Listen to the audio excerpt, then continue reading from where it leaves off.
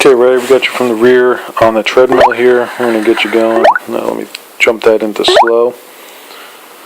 Just want you going through a few strides here. I'm going to stop this.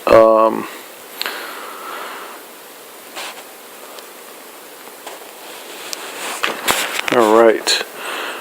So we're going to get to right now we're at heel strike. I'm just going to throw let me throw an angle on this first. Just get a nice line here at mid stance. Nice horizontal. We got our hips pretty even.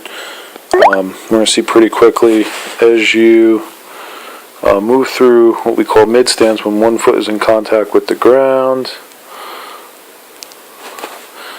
And we're coming through swing phase on that right. That's a good shot. Got something going on here that we're going to be able to address through our strengthening. Got some hip abductor weakness. We're really just looking at what's going on at these hips. Alright. Try to throw an angle on this. Clear that out of the way. Now we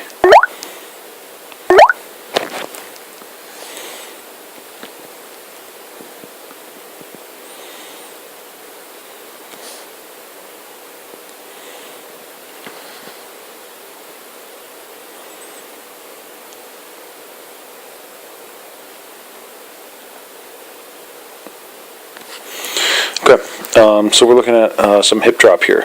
We want hip drop no more than 3 degrees. You're at probably between 5 and 7, which what that means is that we have some definitely have some weakness going on our right side. It's probably going to be bilateral, so we'll see it on both sides. But these muscles here on the outside of the hip, they're just not as strong. So what happens is we get that contralateral hip or that opposite hip drops. Another kind of classic thing that we see when this happens is we get this elbow flails out.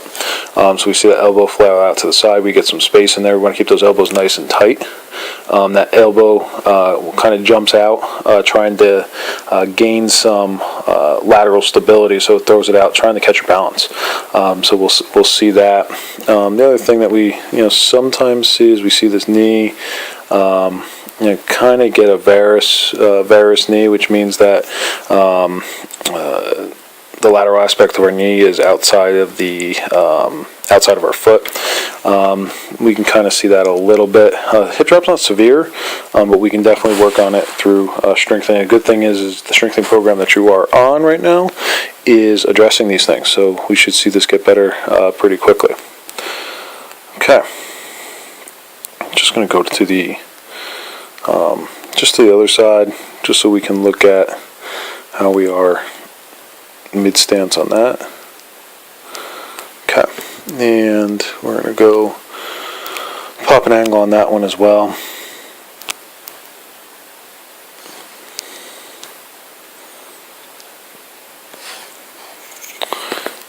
And I went too far in.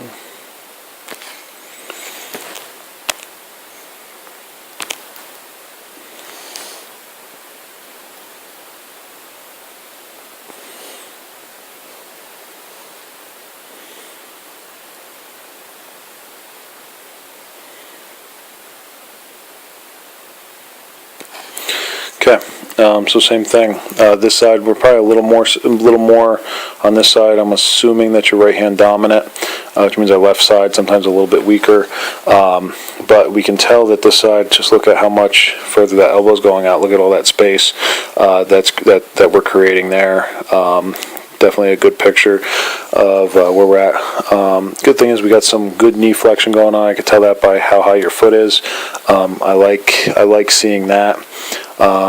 But just some other things that we got some weakness. We can kind of see that knee starting to get outside that foot a little bit. So we're getting some varus forces going on at that knee, and we kind of see a little weird angle going on here, which we don't like.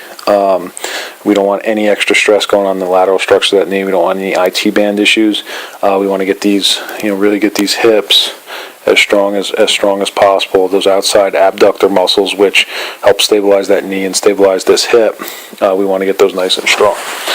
All right, we're going to continue just playing this through so you can see a little slow motion here. Foot strike looks really good. And one thing I saw on that a little bit, I just want you to look at,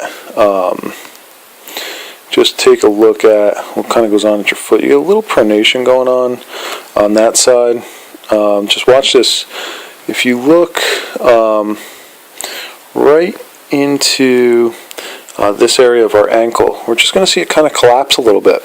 So we get some collapsing here, probably exacerbated a little bit by the hip abductor weakness, but as we just go through a little frame by frame, I'm going to kind of drag this through, see how that collapsed on us. So here, nice and stable, collapsed, collapsed, collapsed. So just a little pronation there, not too excessive, but we want to make sure that we're not going to end up with some shin splints, typically called shin splints. Really, we'll end up with some posterior tibialis tendonitis, some of those muscles that run on the inside portion of our foot.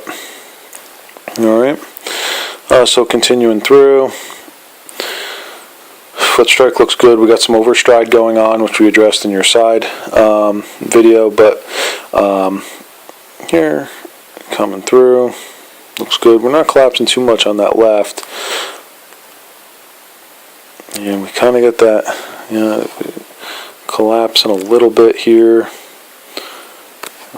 on that foot. Nothing terrible.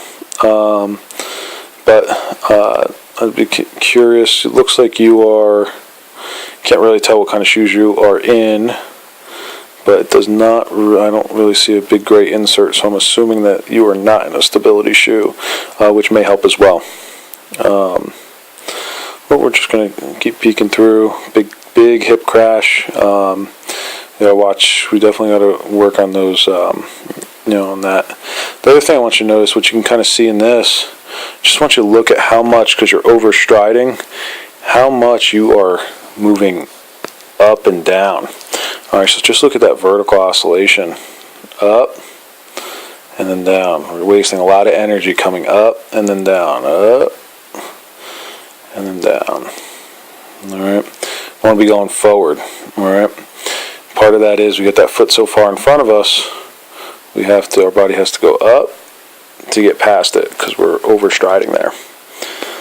Alright, just let this play through in slow motion for you. It's a nice, I like this treadmill shot. We can really see what's going on those hips. Definitely got a little bit of movement there. We'll tighten up. We're going to add some core exercises for you, as well as the mobility and the abductor strengthening.